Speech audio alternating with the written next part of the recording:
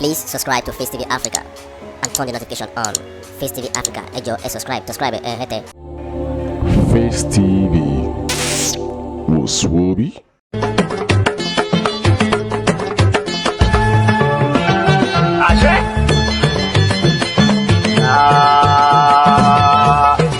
Jagaba shine gaba da Allah mu ne gaba Jagaba shine gaba Bola Ahmad Tinubu Jagaba shine gaba jagaban Jagaba shine gaba Ashwaju Jagaba shine gaba Tinubu Jagaba shine gaba Alhaji Ahmad Tinubu Jagaba shine gaba Jagaba shine gaba Allah shine gaba Jagaba shine gaba sai mu da murna dare Jagaba shine gaba ira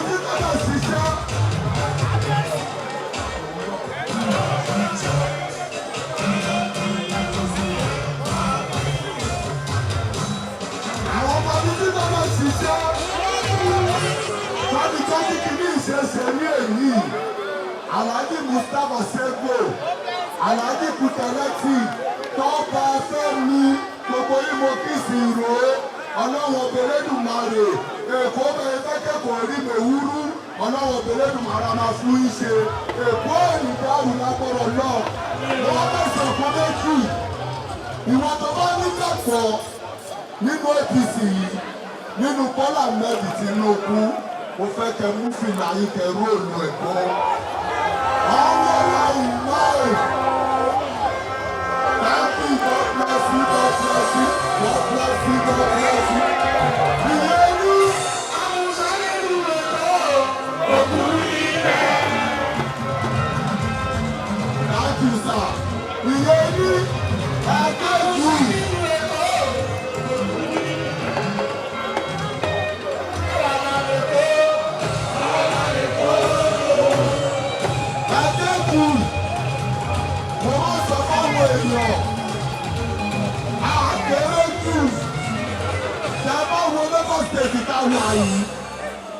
Àwa máa ń lọ sí ọ̀nà Lẹ́kí, a máa ń lọ sí ọ̀nà Bẹ̀jú Lẹ́kí ní year 99, gbogbo wa la mọ bíbẹ̀ ṣe rí.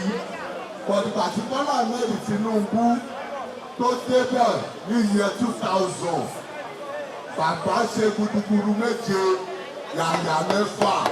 Àwọn Èkó, àwọn stéètì tó kù ní Nàìjíríà wọ́n fi Èkó wọ́n fi ń ṣàpèjúwe ni.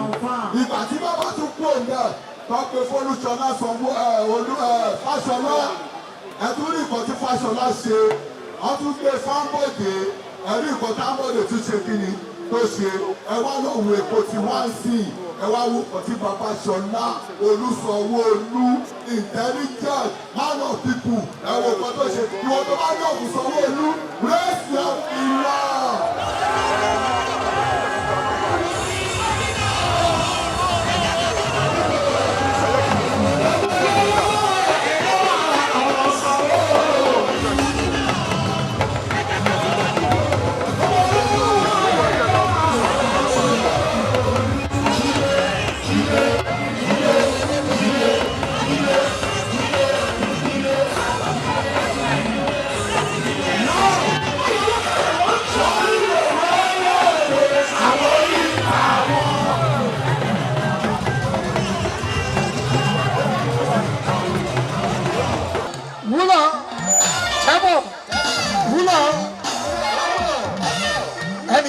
ṣàkọ sí wa tó ń ṣàkọ sí wa tó mú lọ tó mú lọ.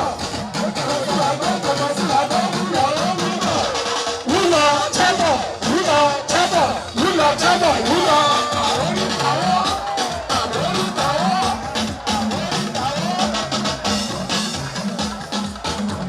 Wọ́n sọrí èpè lẹ́ẹ̀pẹ̀ àkórí àwọn.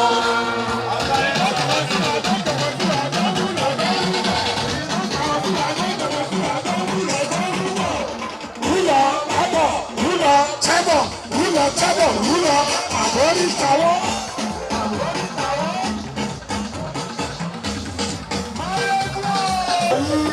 oníkọ́ nàìjíríà ẹ̀yin oníkọ́ Lagos State ẹ̀yin bọ́ọ̀sì ti Lagos State ẹ̀yin ọ̀dọ́ ẹ̀jọ́ Èkó is very giant state mo fi ọlọ́wọ́ bá bẹ̀ yìí àtẹ̀yìn àtọ̀ wa àtẹ̀yìn àtẹ̀sí wa àtẹ̀yìn rọ́mọdé wa ẹ̀jọ́ torí ọlọ́run ẹ wá bọ́ síta káàkiri ẹ lọ wá sọ fún wọn wípé Bọ́lá Ahmed Tinubu ló lè ṣe kí ní Nàìjíríà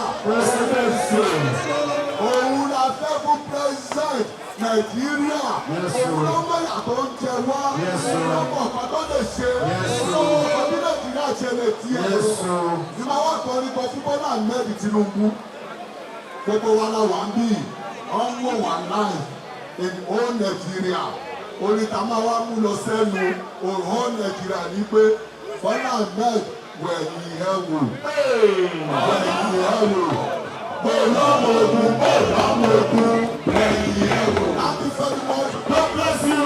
God bless you. God bless you. God bless you. God bless you. God bless you. God bless you. God bless you. God bless you. God bless you.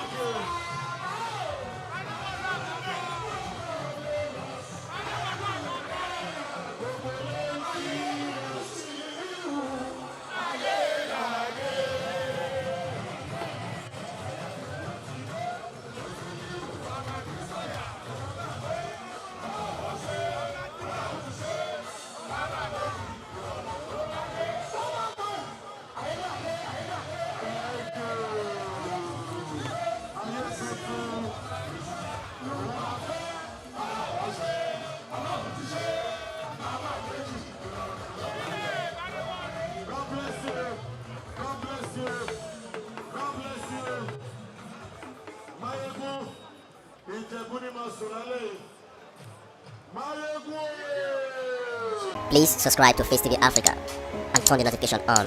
Face TV Africa, ẹ jọ̀ọ́, subscribe, hete. Face TV was Swoby.